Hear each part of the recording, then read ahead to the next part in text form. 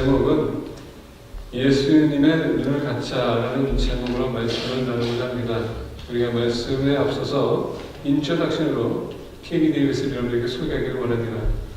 영상을 좀 틀어주십시오. 케이티 데이비스가 20대 초반에 내긴 자매입니다. 이 자매가 세상 사람들 부러워하는 거 다 가진 그런 자매입니다. 미국 테네시주 아주 부유한 가정에서 자랐습니다. 고등학교 때 스포츠카를 타고 잘생긴 남자친구가 있고 공부도 1등하고 학생회장도 하고 그랬던 자매입니다. 그거 다 버리고 우간다에 가서 주님을 따라가는 삶을 쓴 책입니다. 이 케이티 데이비스가 고3 때 여름방학 끝난 때쯤 우간다에 있는 어느 고아원에 봉사자가 모자란다는 이야기를 듣습니다. 3주간 동안 그 아이들과 같이 지내고 그리고는 돌아왔는데 고3 내내 그 아이들만 얼굴이 어른거리는 거예요. 그 아이들이 잘 지낼까? 그리고는 졸업하고 대학을 합격하고 그리고 부모님에게 1년 뒤에 대학 들어가면 안 되나요? 1년 동안만이라도 우간다에 가서 그 고아원 아이들을 좀 섬기고 단기 성교를 갔다가 그 다음에 제가 대학을 가면 안 될까요? 부모님은 처음에 반대했지만 하도 강곡하게 부탁을 하니까 허락을 해줍니다. 그리고는 우간다 그 고아원을 다시 간 거예요. 거기서 1년 동안 그 아이들을 돌보고 섬기는데 어느 날 잠깐 동안 돌보라고 맡겨준 5살 된 스코비아라고 하는 아이가 뭔가 말을 하려고 하는 거예요. 어렵사리 꺼낸 한마디. 엄마라고 불러도 돼요. 그날에 이 여자의 삶이 완전히 바뀌었다. 엄마라고 불러도 돼요. 그래서 그 아이를 진짜 친엄마로 입양을 하고 엄마라고 부르는 정도가 아니고 내가 너무 많아. 그렇게 하나의 입양을 한 것이 14명의 친엄마가 됐어요. 그냥 후원자가 아니고. 그러니 어떻게 돌아옵니까? 1년만 하고 오겠다고 했지만 대학 다 포기하고 거기서 그 아이들의 엄마가 되어서 쓴 거예요. 그렇게 살면서 쓰고 있는 거예요. 그리고 도와주는 아이가 400명 아이가 됩니다. 그 마을의 아이들이. 진짜 엄마가 돼요. 결혼도 안 했는데 아이가 14명이 돼요. 때때로는 고국에 있는 가족이 보고 싶고 남자친구가 보고 싶고 너무너무 외로워서 울기도 하고 어느 날은 방에 생쥐가 들어왔는데 무서워서 침대에서 내려오지도 못하고 아이들 상처난 것을 치료해 주다 보니 벌레가 그 아이 몸속에다가 알집을 심어놓은 걸 알고 그걸 파내기도 하고 기저귀 갈아주다 보니 지렁이 같은 기생충이 나오는 걸 보고 이런 형편에서 그 아이들을 돌봐야 되는 겁니다. 그러나 예수님의 눈에 눈물을 보고 난다. 그 우간다 아이들을 향한 우리 주님의 눈에 눈물을 보고 난 다음에 이 여자를 받을 수가 없어요. 이 케이티는 엄마로 통합니다. 우리 집의 천사들은 나를 엄마라 부른다. 기아와 질병 등으로 엄마를 잃은 400명의 마을 아이들도 나를 엄마라고 부른다. 하도 많은 아이가 엄마라고 불러대니까 이제 집 근처에 사는 마을 어르신들까지 나를 엄마라고 부른다. 많은 아이의 엄마, 사람들은 그렇게 말한다. 나이 지긋한 어르신도, 가게 정원도, 주차 요원도 나를 엄마라고 부른다. 선생님도, 마을 병원 의사들도 나를 엄마라고 부른다. 차를 타고 지도길 울퉁불퉁한 흙길을 달릴 때도 엄마라는 외침이 들려온다. 우리 아이 딸들은 학교에 갔다가 우르르 들어오면서 엄마라고 노래를 부르고 아침마다 내 귀에 대고 엄마라고 속삭인다. 좋은 일이 생겨도 엄마라고 외치고 슬픈 일이 생겨도 훌쩍거리며 엄마를 잡는다. 그리고 그 소리를 들을 때마다 기쁨으로 내 심장이 막 뛴다. 우리가 하나님의 이름을 부를 때 하늘 아버지의 심정도 그를 하십니다.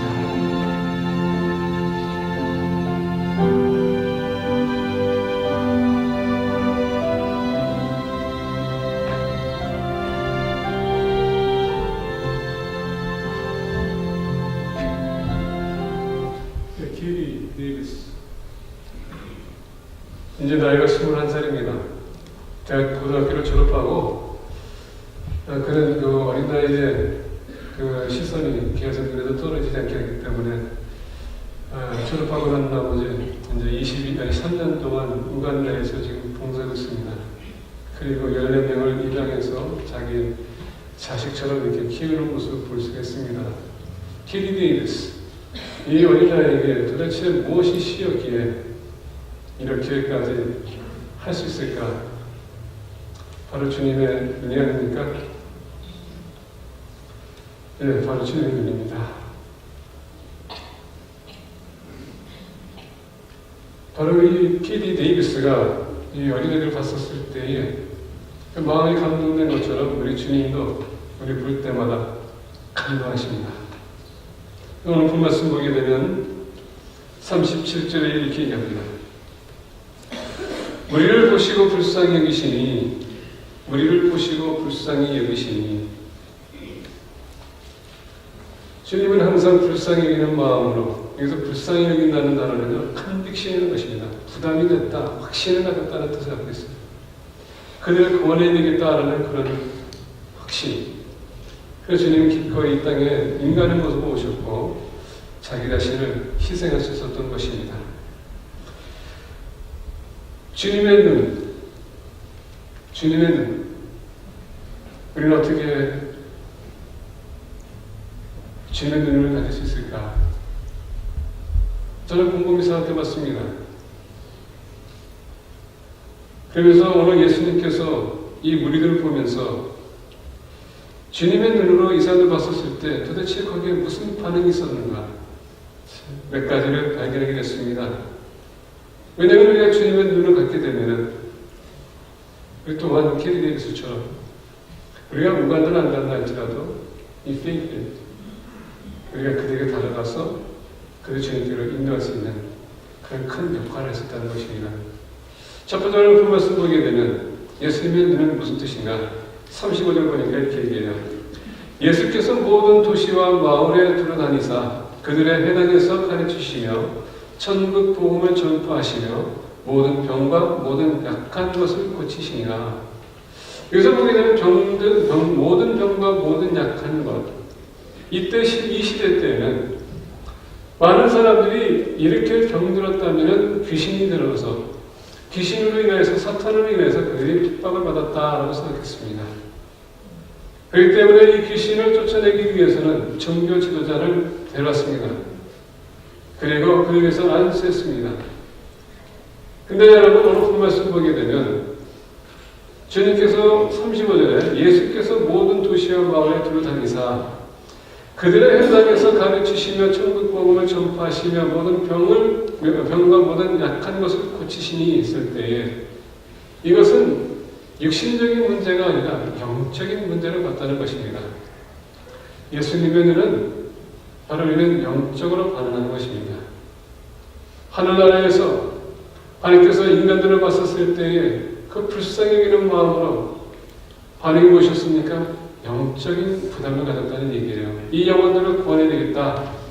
이것이 하나님 아버지의 마음에 있었다는 것입니다. 그리고 독생자 예수 그리스도를 이 땅에 보내신 거예요. 우리를 영적으로 구원하기 위해서. 왜냐하면 영적인 것이 해결되지 않으면 육신적인 것이 절대 해결되지 않습니다. 그러다 보니까 주님께서 영적인 것을 해결하기 위해서 오늘 말씀 35절에 예수께서 모든 도시와 마을에 두루다니사 그들의 회당에서 가르쳤다. 말씀을 가르쳤다는 것입니다. 정규 지도자들이 있었음에도 불구하고 그들은 말씀을 왜곡하고 있었어요. 율법주의를 가지고 본인들의 기준을 가지고 사람들에게 접근했다는 것입니다. 하나님의 말씀은 저 멀리 두고 사람의 생각과 지식을 가지고 사람들 감동 주기 원했다는 것입니다. 주님이 오시기에 그리고 정규 지도자들과 하고 어땠습니까? 그들과 말싸움을 했습니다. 왜 말씀했습니까? 말씀을 잘못 가르쳤기 때문에 너가 옛적에 이렇게 들었지만 내가 이렇게 말하느니 주님이 계속 다시 해석해줬어요. 왜? 영적인 것이 해석이 안 되면요 말씀을 봐도 항상 육신적으로 해석할 거라는 얘기입니다. 주님은 영적으로 반응했다는 얘기예요. 이와 같이 주님의 눈을 갖는다면 우리 또한 영적으로 반응할 것입니다.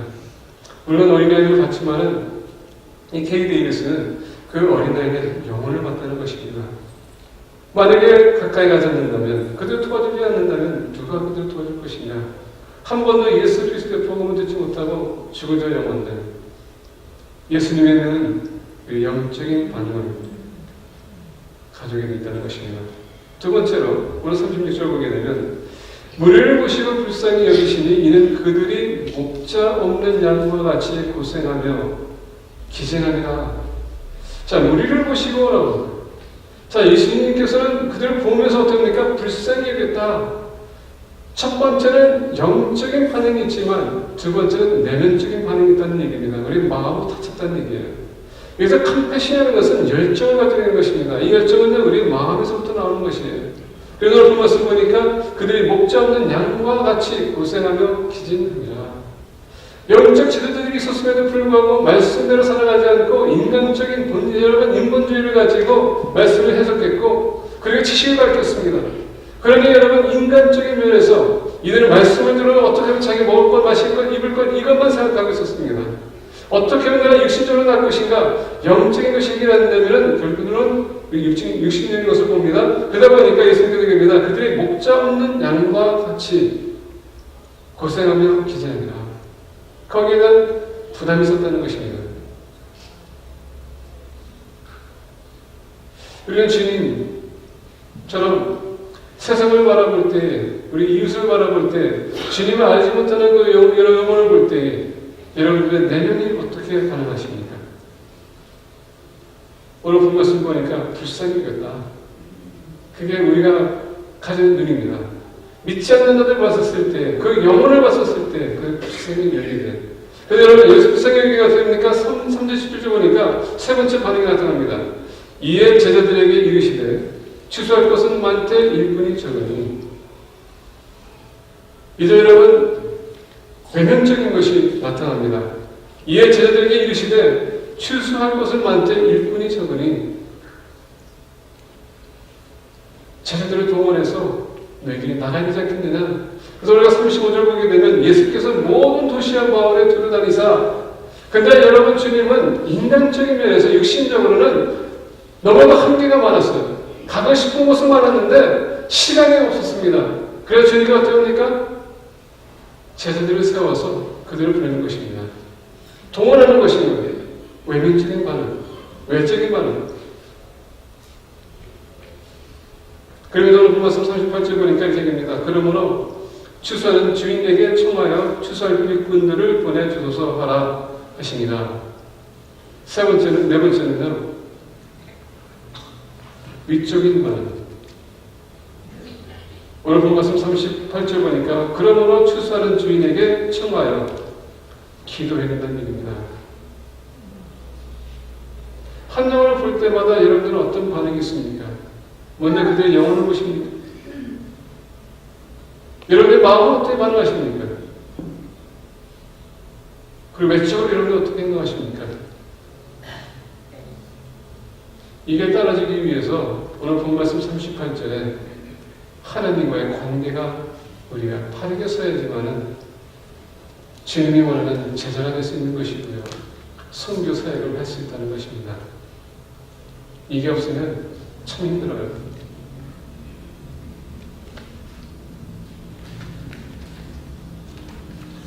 이번에 단기 선교팀이 베트남을 향할 겁니다.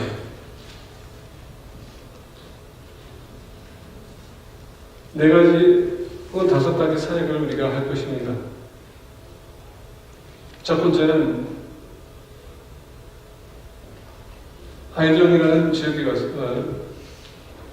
타이밍이라는 지역에 가서 마약 중독자들을 우리가 만날 것이고 그들에게 기술을 가르칠 것입니다. 이들은 특히 공산국가에서 마약 중독자라면요, 그들은 쓸 자리가 없습니다. 회복을 해도 사회에서 그들을 받아줄 수가 없어요. 그래서 이번에 박사님께서는 이들에게 기술을 가르쳐줬으면 좋겠다 해서 이번에 케이크 만드는 것과 파이 만드는 것과 그리고 소잉, 그래서 가방 만드는 것을 우리가 가르치려고 그동안 준비해 왔습니다. 비록 짧은 시간이지만 하나님의 역사심 속에서 그들에게 많은 것을 가르치기를 원합니다.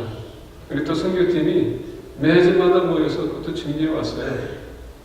참 자기 시간을 쪼개서 자기 물질을 투자하면서 이렇게 사역을 해왔습니다. 가서 그들에게 좋은 기술을 우리가 전하되 기술뿐만 아니라 그 마음이 바르게 됨으로 말미암아 그들에게 예수의 이름을 우리가 소개할 수 없지만은 우리의 행동을 통하여서 그들이 터치되는 그런 시간이었으면 참 좋겠다 생각합니다. 특별히 여러분을 위해서 기도해 주시기 바랍니다. 우리 선교팀이 계속 호칭에 대해서 주의하라고 하는데 그룹 채팅할 때보다 보니까 목사님, 집사님 이런 단어가 계속 튀어나와요. 우리 선교팀 처음 갔을 때도 똑같은 그런 의식이 있었는데 선교사님한테 혼났죠? 아무래도 우리 팀이 그것을 고치지 않으면 되게 혼날 겁니다. 왜냐하면 그거 한마디 한마디가 결론적으로 20년의 사역을 한순간에 문을 닫게 할 수 있다는 얘기입니다. 잊지 마시기 바랍니다. 두 번째 우리가 가는 곳은 하노이입니다. 하노이는요, 우리가 두 지역을 갖고 있습니다. 그래서 뭐냐면 봉사클럽이 있고요. 더 나아가서 번역클럽이 있습니다. 이 봉사클럽은 고아원 이렇게 방문하면서 도와주는, 그리고 지역사회에 도와주는 그런 봉사클럽이 있습니다. 더 나아가서 번역클럽은 뭐냐면 대학생들 위주로 한글을 가르치는 그런 사역입니다. 근데 이 대학생들은 그냥 보통 대학생이 아닙니다. 그 하노이뿐만 아니라 호치민에 있는 대학교, 그것도 엘리트들만 스카우트해가지고 가르치는 번역클럽이에요. 왜냐하면 이들이 거기서 나오게 되면 한국에서 이들을 스카우트해서 장학금을 풀스칼러십 줘서 한국에서 한글로 공부할 수 있는 그 기회를 줍니다. 그러다 보니까 아무나 받아들일 수 없는 것이고 엘리트들만 들어올 수 있어요. 거기에서 우리가 같이 사역할 것입니다. 그래서 저는 이제 강의하고, 타이빙에서는 저는 이제 그 마약 중독자들에게 치료하면서 거기에서 또 사역하는 목사님이 계세요. 근데 거기 신학교 운영이 되고 있다고 합니다. 1년에 한두 번씩 미국에서 교수들을 모셔서 강의를 한다고 합니다. 저 또한 거기 가서 두 가지 과목을 할 텐데, 강의할 텐데, 여러분께서 기도해 주시면 감사하겠습니다. 그리고 하노이에서는 또 우리 번역클럽에 제가 리더십에 대해서 또 강의를 하게 되어 있습니다. 그래서 우리 이동하는 곳이 하이정입니다. 하이정에는 또 거기에서 신부교실이 있을 것입니다. 하노이에도 신부교실이 있지만 하이정에도 신부교실이 있다고 합니다. 거기에서 우리가 또 음식을 가르칠 것입니다. 하루는 우리가 음식하는 강의를 하고 그 다음 주 날은 우리가 가서 실습할 때 같이 옆에서 도와주는 도우미가 될 것입니다. 이렇게 해서 우리가 세 가지를 우리가 나눠서 세 군데를 우리가 이동할 것인데, 보니까 전에는 하노이에만 우리가 갔다 왔지만 이번엔 세 군데로 우리가 갑니다. 이동하는 시간이 많고요. 또 우리가 밤에 다 이동합니다. 여러분들 이동하는 데 있어서 아무런 문제 없이 사고 없이 무사히 갈 수 있도록 여러분들 기도해 주시면 감사하겠습니다. 제가 여러분들께 사역을 소개해드리는 이유는 다른 것이 아니라 여러분들이 우리가 떠나는 순간서부터 돌아오는 그날까지 계속 준비해 주시면 하는 그런 간절한 부탁드리기 위해서 여러분에게 이 시간에 사역을 소개했습니다. 이 5분뿐만 아니라 이런 7월달에 빠르게 단기 선교팀이 있을 때에 이렇게 헌신하는 것은 우리가 여행을 하기 위해서가 아니고 결국은 예수님의 눈, 그 눈에 우리가 반응하기 위해서 우리가 전하는 것입니다. 근데 제가 여러분에게 부탁드리고 싶은 것은 매년마다 가시는 분은 가고 한 사람, 두 사람 혹은 세 사람이 계속 이렇게 새로운 분들이 동참합니다. 2020년이 될 때에 건강이 허락하지 않으면 할 수 없지만은 모든 사람들이 단기 선교지에 한 번이라도 꼭 갔다 왔으면 합니다. 왜? 예수님의 눈이 있다면 하늘을 버리고 이 땅에 오신 것처럼 우리 또한 여기를 떠나서 여러분 성교지를 한번 가보셔야 필요가 있다는 얘기입니다. 그래야지만 주님의 눈이 무엇인지 우리가 그분의 마음, 주님의 마음을 우리가 이해할 것입니다. 제가 또 한 가지 여러분에게 비디오를 소개해 주기 원합니다. 전에 제가 관증으로, 제가 예화로 이런도 소개했지만은 인디아 오리사라는 지역에 우리 기독교인들이 얼마나 순교를 당하고 있는지 그 짤막한 그런 한 5분짜리의 비디오인데 여러분들이 좀 보시고 보시기 바랍니다.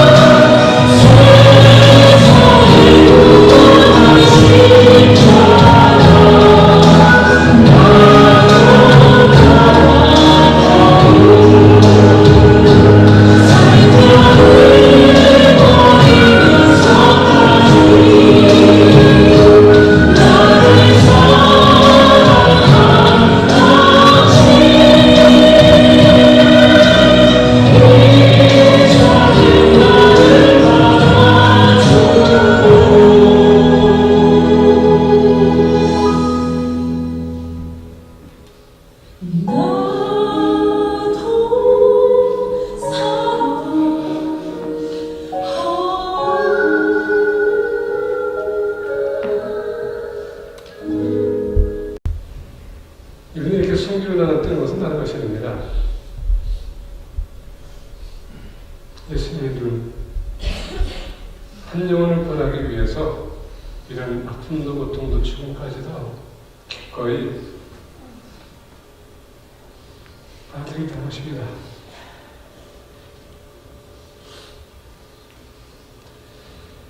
우리 교회에서는 많은 분들이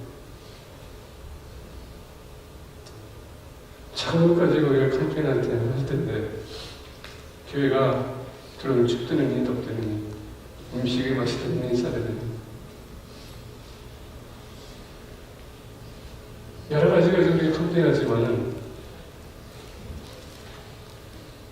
그런 저기는 막실이 없습니다. 한 영혼을 구원하기 위해서 예수님 믿으세요. 보혈을 버리시고 이 땅에 오셔서 십자가 지신 것처럼 저보다 마찬가지로 승리로 나가셨습니다. 근데 이거는 그냥 일부예요. 이걸 인디하지만은 중동에 가게 되면 수많은 기독교인들이 저렇게 핍박을 당한다고 합니다. 근데 한 번도 주님을 부인한 적이 없어요. 끝까지. 18살 먹은 아이가 우울한다고 이제야 주님의 고통을 조금 내가 이해할 수 있습니다. 주님의 눈이에요. 이것을 위해서 우리가 성질하는 것입니다. 한 영혼을 구원하기 위해서. 이 시간 우리가 우리 단기 속의 팀을 위해서 축복하고 기도하기 위해서 파산하기 원합니다. 우리